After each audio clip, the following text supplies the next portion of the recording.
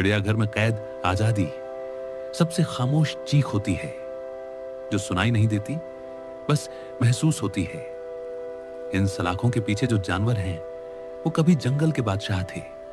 शेर जो कभी अपनी दहाड़ से पूरा जंगल हिला देता था, आज उस पर भी शांति बनाए रखें का बोर्ड टंगा है। वो हाथी जो कभी अपनी मर्जी से नदियों में उतरता था, अब समय के हिसाब से पानी पीता है। वो बंदर जो कभी पेड़ों पर छलांग लगाता था, अब एक लोहे के पिंजरे में झूले पर झूलता है, सिर्फ इसलिए ताकि लोग हंसे और सेल्फी लें। पक्षी जो कभी बादलों से बातें करते थे, अब लोहे की सलाखों में अपनी पंखों को खो चुके हैं। लेकिन वो शिकायती नहीं है। उन्होंने अपनी आजादी खो दी, लेकिन अपनी गरिमा नहीं। और शायद यही हमें सीखना चाहिए। कभी हालात जैसे भी हों, डर से नहीं, धैर्य से जीना होता है। इन जानवरों की खामोशी में एक गहराई है, एक कहानी है और एक आईना भी, जो हमें दिखाता है कि हम इंसान अपनी सुविधा के लिए क्या क्या कर गुजरते हैं। दूसरों की आजादी छीनकर भी खुद को सही मानते हैं। बच्चे इन जानवरों को देखकर खुश होते हैं, लेकिन क्या हम उन्हें सिखाते हैं कि ये जानवर यहां क्यों हैं?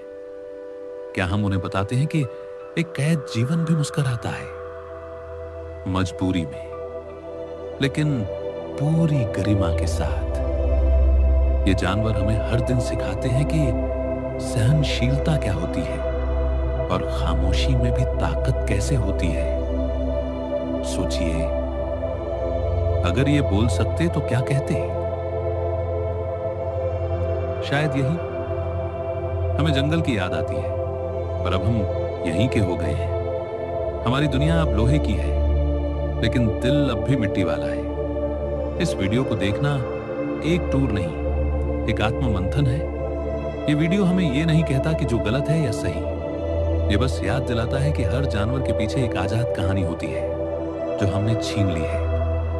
अगली बार जब जू जाओ तो सिर्फ फोटो मत लो, थोड़ा महसूस करो, थोड़ा समझो, थोड़ा जुड़ो, क्योंकि हर पिंजरा सिर्फ जानवर को नहीं रोकता, वो हमारी संवेदनाओं को भी कैद करता है।